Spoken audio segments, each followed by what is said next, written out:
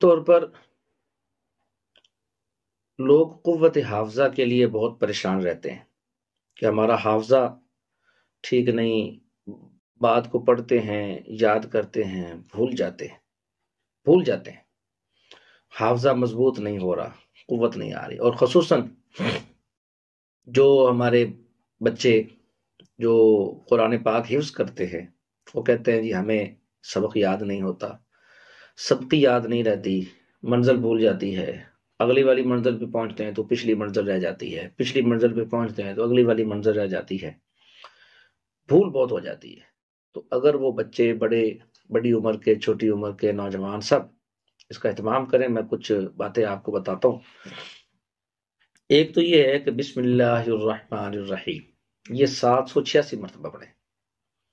786 مرتبہ بسم اللہ الرحمن الرحیم اول آخر درود پاک پڑھ کر اس کو پانی پہ دم کر لیں، اور جب سورج طلوع ہو رہا ہو اس وقت اس کو پی لیں۔ 786 مرتبہ اس کو پانی پر دم کریں، اور سورج جب طلوع ہو رہا ہو تو اس وقت اس کو پی لیں۔ انشاءاللہ تعالی حافظہ مضبوط بھی ہو جائے گا اور قوی بھی ہو جائے گا، اور انشاءاللہ ہر بات آپ کو یاد رہے گی۔